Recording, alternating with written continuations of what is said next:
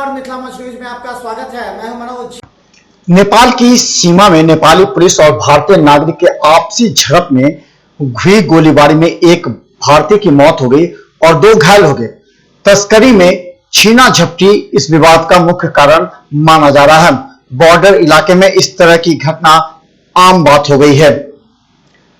गौरतलब है कि सुबह 8:15 बजे के आसपास बिहार के सीतामढ़ी जिले के सोनबरसा थाना अंतर्गत जानकी नगर लालबंदी दरबार के पास पिलर संख्या 319/24 के उस पार नेपाली सीमा क्षेत्र में स्थानीय जानकी नगर तथा सोनबरसा ग्रामीणों एवं नेपाल सशस्त्र पुलिस के बीच आपसी झड़प एवं गोलीबारी की घटना में एक भारतीय नागरिक की मृत्यु हो गई। मृतक सीतामढ़ी जिले के सोनबरसा थाना का रहने वाला है। वहीं जानकी नगर के विनोद राम का पुत्र उमेश राम और सोनबरसा के बिंदेश्वर ठाकुर के पुत्र उदय शर्मा घायल हैं। दोनों घायल सीतामढ़ी जिले में सोनबरसा थाना में रहने वाले हैं। घटना स्थल पर एसएसबी और सीतामढ़ी जिला बल के वरीय पदाधिकारी बल द्वारा कैंप किया जा रहा है और पूरे प्रकरण की जांच की जा रही है। स्थिति पर निगरानी बनाए रखी गई है। सुरेश कुमार, जयनगर। आज सुबह लगभग 8:30 से 9 बजे के बीच में सोनबरसा थाना अंतर्गत जानकी नगर स्थान है, उसके पार नेपाल के क्षेत्र में नेपाल की पुलिस और स्थानीय ग्रामीणों के बीच में झड़प हुई है, जिसमें हुई फायरिंग में 3 व्यक्तियों को गोली लगी है, जिसमें से एक व्यक्ति विकेश राय की इलाज के क्रम में मृत्यु हो गई है। अन्य 2 का इलाज चल रहा है, वो लोग खतरे से बाहर हैं। इस घटना के बाद एसएसबी और स्थानीय पुलिस एवं प्रशासन के वरीय पदाधिकारी वहां कैंप कर पूरे प्रकरण की जांच कर रहे हैं। क्या जानकारी है? हमें जो जानकारी है वो ये है कि नेपाल बॉर्डर पर गोलियां चली हैं, उसमें 4 को 7 गोली लगी है, जिसमें कि 2 मरीज हमारे हॉस्पिटल में आया है। एक उदय शर्मा नाम का है, जिसके कि दाहिने पैर में गोली लगी हुई है और उसमें टिबिया और फिबुला दोनों ही बोन का फ्रैक्चर है या प्लस मसल्स इंजरी है।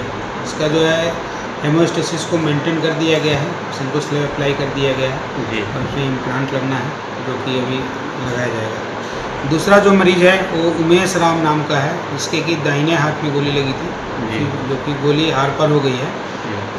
इसका ऑपरेशन कर दिया गया है, उसमें कुछ पैलेट्स थे, उसको निकाल दिया गया है और पेशेंट खतरे से बाहर है। उदय शर्मा का हीमोग्लोबिन मतलब ब्लड लॉस काफ़ी ज़्यादा हुआ है, इससे ब्लड ट्रांसफ्यूजन किया जा रहा है। हमें उम्मीद है कि ये भी रिकवर कर जाएगा। और बाकी एक का शायद बॉर्डर पे ही स्पॉट डेथ हो गया है और जो तीसरा चौथा बच जाता है उसका कुछ पता नहीं है कि वो कहाँ है। इन लोगों का कहना है, जो साथ में है उनका कहना है कि उसको नेपाल पुलिस जो है उठा के ले गई। सर, यहाँ पुलिस आई थी, पुलिस को कोई जानकारी मिली? हाँ बिल्कुल, यहाँ सदर थाना से आए थे सब लोग, ठीक है। ये लोग अभी भी हैं यहाँ पे और लोग उनसे जो भी इंक्वायरी है वो कर रहे हैं। दरभंगा के सांसद गोपाल जी ठाकुर ने आज अपने आवास पर प्रेस को संबोधित करते हुए भारत के प्रधानमंत्री नरेंद्र मोदी के द्वारा 1 साल में विकास के कार्यों एवं उनकी उपलब्धियों को गिनाते हुए कहा कि दरभंगा की जनता के बीच बड़े गर्व से जाने की आवश्यकता है, क्योंकि प्रधानमंत्री के रूप में समाज के हर वर्ग के लिए योजनाओं के माध्यम से उन्हें लाभ पहुंचाया और 1 साल में जो उन्होंने किया है वो काबिले तारीफ है। इसके साथ ही उन्होंने अपने कार्यकर्ताओं और नेताओं को भी संदेश दिया कि वो घर घर जाकर नरेंद्र भाई मोदी के कार्यों को पत्र के माध्यम से उन तक पहुंचाएं, ताकि जनता में ये संदेश जाए कि देश के विपदा समय में भी जितने कार्य किए गए हैं वो भारतीय जनता पार्टी के सरकार उनके हित के लिए और भी बेहतर करे। गांव और एक प्रखंड और जिला में घूम करके और जो आपने सहायता पहुंचाने का लोगों को काम किया है और सहयोग लेकर के सहयोग देने का आपने जो धन्यवाद के आप पात्र हैं, आपका अभिनंदन हम करते हैं। आज हम लोग बैठे हुए हैं माननीय नरेंद्र भाई मोदी जी का जो दूसरे टर्म का 1 साल जो पूरा हुआ है, उसके उपलब्धि को लेकर के हम लोग आज बात करने परम आदरणीय श्री नरेंद्र भाई मोदी जी इस साल में जो आज तक कोई सरकार नहीं कर सका ऐसा ऐतिहासिक फैसला 370 और 35A खत्म करके और एक मैसेज देने का काम उन्होंने किया जो आज तक किसी सरकार ने सोचा नहीं था। और सांसद में एक सदस्य के रूप में मुझे भी इस पर मौका मिला। हम लोग कहते थे जहां हुआ बलिदान मुखर्जी वह कश्मीर हमारा है, जो कश्मीर हमारा है वो सारे का सारा है।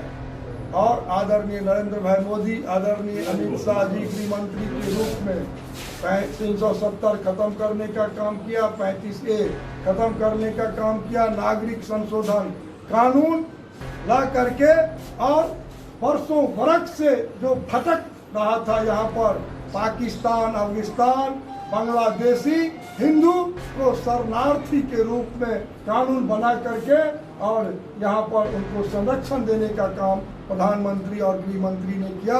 हम मिथिला के इस धरती से बधाई देना चाहेंगे। यहाँ पर जो मुस्लिम महिलाओं के लिए 3 तलाक जैसी कुप्रथा से निजात दिलाया, ऐसे आदरणीय प्रधानमंत्री गृह मंत्री को भी हम बधाई देना चाहेंगे।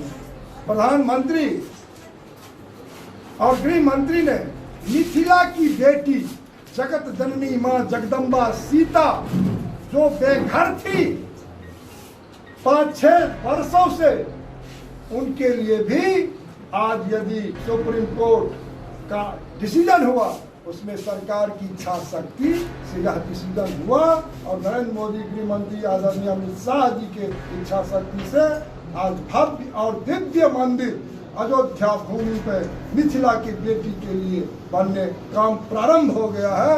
हम इसके लिए भी बधाई देंगे संपूर्ण मिथिला की तरफ से अपने प्रधानमंत्री और गृह मंत्री को। प्रधानमंत्री ने यहाँ दरभंगा में जो उपलब्धि एक साल में उन्होंने किया है वो आप लोगों से छुपा हुआ नहीं है। और इस साल निश्चित रूप से यदि कोरोना जैसी हम लोगों को विपदा में नहीं फंसना होता तो हमने माननीय प्रधानमंत्री श्री नरेंद्र मोदी जी से गए थे कहने जो आप समय दें और विद्यापति एयरपोर्ट जहाँ से इस साल में इसी महीना में उद्घाटन होना था, अब कुछ समय लग गया है, बढ़ गया है और हमको लगता है इस साल के भीतर हम लोग एयरपोर्ट चालू करने जा रहे हैं और मिथिला के लोग हवाई चप्पल पहन के हवाई सेवा तमाम महानगरों में यहाँ के लोग जाएंगे। अभी तो कोरोना लेकर के हमने जो लॉकडाउन में दिल्ली में थे तो वहाँ 27 प्रदेश से लोग हमको फ़ोन किए जो हम दरभंगा वासी हैं और विभिन्न प्रदेशों में फंसे हुए हैं और उसके लिए हम एक दिखाना भी चाहेंगे। तो यहाँ पर 1,119 लोगों का हमने फ़ोन रिसीव करने का काम किया है और हर मंडल वाइज वो कहाँ पर फंसे हुए हैं, कहाँ के रहने वाले हैं, उनका मोबाइल नंबर क्या है, ऐसा हमने यहाँ पर से तमाम मंडल का सूची बना करके और ऐसे 17,000 लोगों का हमने मोबाइल उठाने का काम किया। और हमारे माननीय राष्ट्रीय अध्यक्ष श्री JP नड्डा साहब जो प्रभारी संगठन के माध्यम से बना करके विभिन्न प्रदेशों में भेजे थे, उनको हमने अपने पत्राचार के माध्यम से, लेटर नंबर संख्या के माध्यम से तमाम प्रभारियों को, वहाँ के हमारे जो सांसद हैं सभी सांसदों को हमने पत्र लिख करके और यहाँ के लोगों को सहयोग दिलवाने का हम काम किए हैं। यहाँ पर जब ट्रेन की बात थी और लोग यहाँ के बच्चा फंसे हुए थे कोटा में, तो हमने वहाँ पर भी ट्रेन दिलवाने का काम किए और विभिन्न शहरों के लिए हमने ट्रेन की मांग करके भारत सरकार से, राज्य सरकार से हर बैठक में हमने इस विषय को उठाने का काम किया।